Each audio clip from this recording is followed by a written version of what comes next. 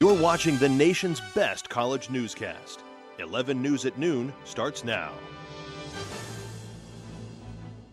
First in command, Provo announced their new chief of police this morning, and it's not one of the usual suspects. Car wreck, incarceration. Orem police arrested 2 men in connection with a fatal car crash, and they're charged with much more than reckless driving. And homeward bound. Some BYU students find themselves a long way from home this holiday season. How one website is helping them get a ride. I'm Allie Monson. And I'm Randall Vaudry. Welcome to 11 News at Noon. The Provo Police Department has a new leader. Mayor John Curtis announced his selection of a new chief of police this morning, about 4 months after former Chief Rick Gregory left his position. 11 News reporter Sarah Chamberlain caught up with Mayor Curtis. Sarah, who is the new officer in charge? The man who will head up the police operations for Provo, his name is John King, and he's moving here from Maryland. John Mayor Curtis selected King from a pool of almost 60 applicants. John King spent the last 2 years working as the director. Mayor Curtis says the main responsibility of Chief King will be to make sure that the people of Provo have confidence in their police force. Live in the newsroom, Sarah Chamberlain, 11 News. Sarah, when will we be seeing King in his new position? Well, since he was just announced this morning that he will be taking the position, he needs a little bit of time to move out to Provo and settle in and everything. So okay. Mayor Curtis says we can expect him in office sometime next month. Gotcha. Thanks, Sarah. Orem police say they've arrested 2 people in connection with yesterday's car crash and believe the men may be responsible for the driver's death. Officers arrested both 24-year-olds Mason French and Travis Waldron in connection with the accident. Police say the men are under investigation for murder and obstruction of justice. Around 3:15 a.m. Tuesday morning, Orem police received a call about a car accident at 800 North and 100 East. Officers say the investigation took an unexpected turn when they discovered a gunshot wound in the driver's back. Orem police are also asking for help in finding a teenager who has been missing since Friday. The teen is 15-year-old Glenn Pike. Police say he's 6 feet tall and weighs about 170 pounds with brown hair and blue eyes. The last anyone reports seeing him was Friday night at University Mall. His mother says she doesn't think he ran away because his skateboard is still at home. Call Orem police if you have any information. A serial killer who murdered 2 Utah men in 1980 died in Missouri's execution chamber this morning via lethal injection. It was the murder of a St. Louis area man that sent 63-year-old Joseph Paul Franklin to meet the executioner. Franklin admitted to as many as 22 racially motivated killings between 1977 and 1980, including two black Salt Lake men he killed for jogging with white women. A former Salt Lake City judge is on the opposite side of the jailhouse bars today.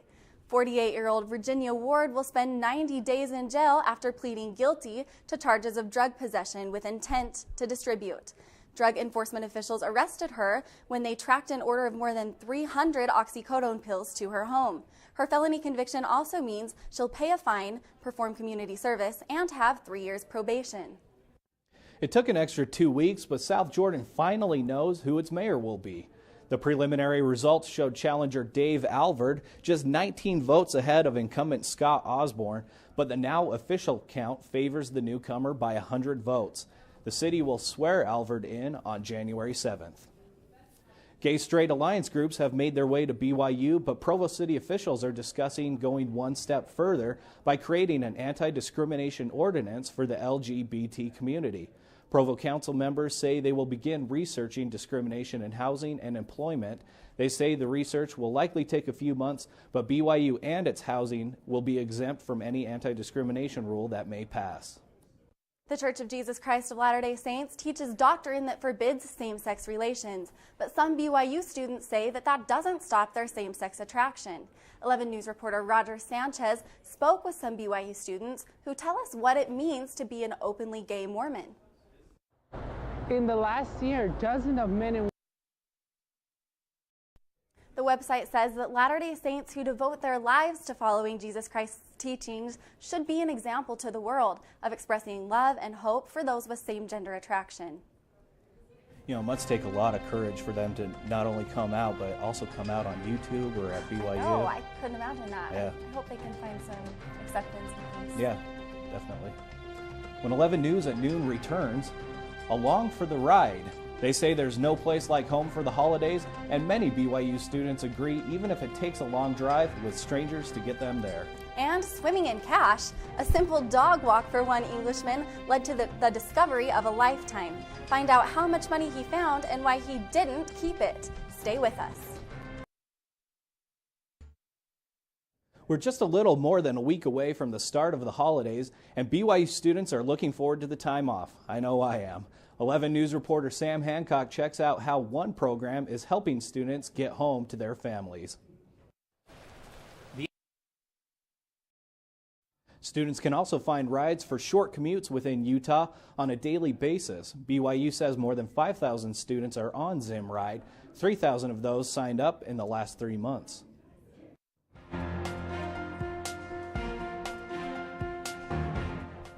A warehouse fire kills workers in China, rescue crews save 2 stranded hikers in Canada, and a man finds massive amounts of cash in the United Kingdom.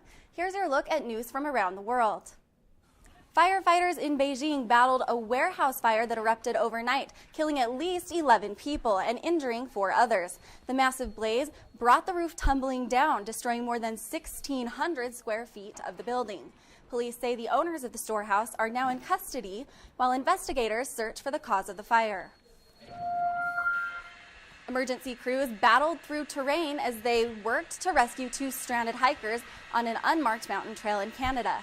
Concerns about the time of day and temperature drops forced the hikers to call for help. They dangled by a rope while a helicopter flew them off the mountain. Officials say it's unclear if either of the hikers were injured. And talk about getting rich quick. A man in the United Kingdom did just that when he found nearly $100,000 floating down a river. But the man decided not to keep the money and instead reported the find to authorities. Officials say most of the money was in good condition, and forensic teams will examine the bills to help find the rightful owner. And that's your look at news from around the world. Randall? Thanks, Allie. I could definitely use some of that money. All right, Kathleen, I understand there could be some snow for people wanting to get an early start on their holiday travels. Yeah, we'll actually start off with some rain, and then we'll have a slight chance of snow later this week in some parts of Utah. We'll let you know more when we return.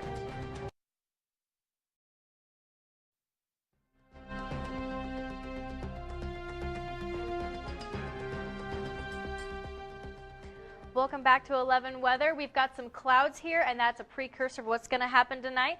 But if you look right here, some of our little furry little friends came up and decided to say hello. We've got some deer walking on campus. It's kind of a nice thing to see some new faces on campus. Right now it is 48 degrees in Provo with 66% humidity, which is a precursor for what's going to happen tonight. It's normally not that humid, but because we're going to have some rain, that's a precursor for tonight. And then it'll cool as we go into tonight. It'll cool down to about 37 degrees with about a 60% chance of rain. There will be some clouds and stuff, so there's a 40% chance that they might not produce rain. However, there's a 60% chance that we will have some storms this evening, and those will happen later on tomorrow as well. And if we look at what's happening in the state, it's mostly in the mid to low 50s with the exception of places like Vernal and Price and, of course, Cedar City and St. George, which they usually have a bigger temperature difference because of the elevation. But as we go in, but the rest of the state, it's mostly rainy with some rain throughout wherever you are in the state, except for Vernal. Vernal's not having any rain. I don't know why, but I want some sunshine. And it's a little closer look at St. George, 63 degrees today on Wednesday, and then that'll continue on. It'll continue to go down throughout the rest of the week. And actually Friday is the only sunny day southern Utah is going to be seeing this weekend, and it'll also cool down, and on the weekend it'll be 59 and 58 with some rain. Northern Utah, we will have some rain and even some snow on Thursday, and we'll also have some cooler temperatures. However, that snow and rain won't last as long as it will in southern Utah because the weekend it will actually be very sunny on Friday, and then also and with just a few clouds happening on the weekend, but not too many. So, okay, so not too bad. That's good. No, not at all. Good. Pretty good weekend. Oh, awesome. We'll have to go hiking or do something fun. One last time, maybe? One last time before the snow. Thanks, Kathleen. All right, Jake, I'm going to my first basketball game of the season tonight. What can I expect? Well, I'll tell you what, this is a great first basketball game to go to this season. It's going to be a packed Marriott Center. It'll be a fun game to watch. I'll let you know what to look forward to for that game. Also, next on sports, how's Haas? BYU's top guard sat out the last 2 games with an injury. Find out if he'll be ready to go tonight against Iowa State. And defending the title, high school powerhouse Timpview is poised for a 2nd straight state championship. How did they get there and who stands in their way? Sports is next. Stay tuned.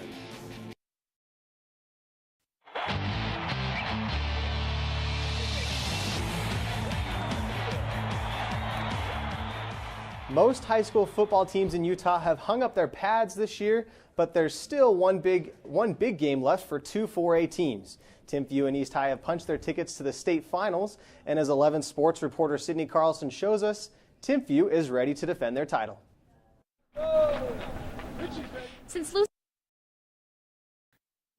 And both Timpview and East High are averaging more than 40 points a game, which should make for an interesting matchup Friday. The 2 powerhouses will battle it out in Rice-Eccles Stadium at 11 o'clock. And after straining his lower abdomen last week, Tyler Haas came into this week listed as questionable. The Cougars face off against the 21st ranked Iowa State Cyclones tonight, but will Haas be ready? I'm expected to play tomorrow. I want to play and hopefully it responds tonight, and so I'm looking forward to playing. I hate sitting out. I hate being on the sideline. It's not fun. But I was proud of our guys. Lots of guys stepped up and played well.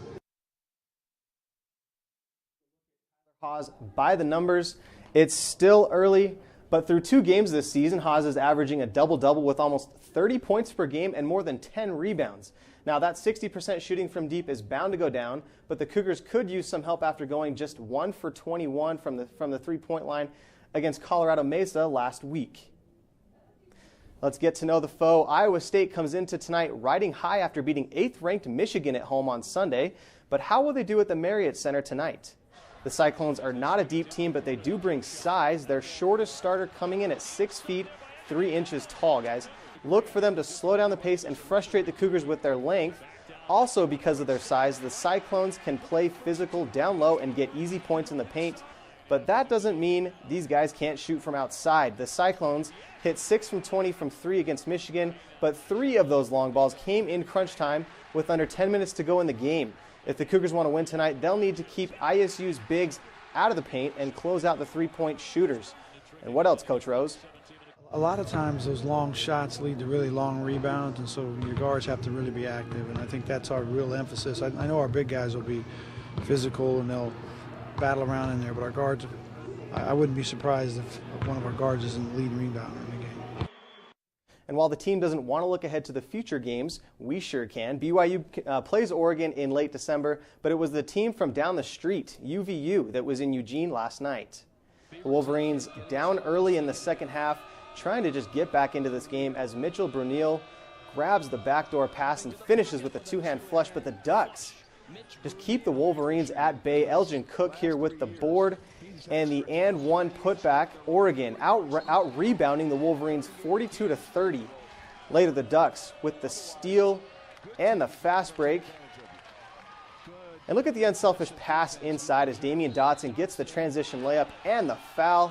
And it was all Ducks in the second half, outscoring UVU 40-29 after the break. 69-54 is your final. The Wolverines fall to 2-2 on the season. Meanwhile, the Ducks climbing the ladder, currently 17th in the country. So that'll be a fun game. Also in the NFL, Dennis Pitta has been cleared to practice. He's been practicing with the Ravens after sustaining that hip injury earlier this season, so it's good news for there. I'm not a huge follower of the NFL, but I always like to kind of keep an eye on the BYU alumni. You got to follow former BYU players. Yeah, for sure. Thanks, Jake. Still to come on 11 News at noon. Quite a tumble. It's not the Old West, but a tumbleweed migration in Wyoming might make you feel like you're in a Clint Eastwood movie. We'll be right back.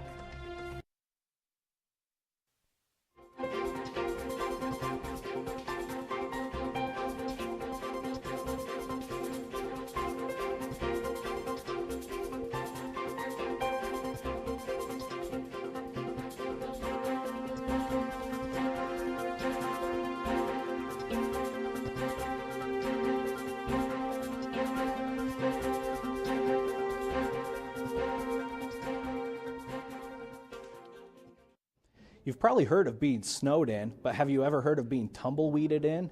Take a look at this. Tumbleweeds covering the entire front of homes in a Cheyenne neighborhood. It's not a prank, though, just the annual migration of the tumbling weeds. Seems like it would be pretty tough to get in and out the front door, but people say it's not as annoying as it seems, just part of living in the Cowboy State. Oh my goodness. I think I would rather be snowed in than that. What do you think? Yeah, Seems like it'd be easy. I actually lived in eastern Wyoming for a little bit, and we never had that tumbleweed, but it was windy. So it doesn't surprise me. Oh my goodness, that I just can't imagine. Yeah. Wow. Okay, that's your 11 News at Noon for Wednesday, November 20th. You can join us anytime on our website, 11news.byu.edu. Thanks for watching. Have a great afternoon.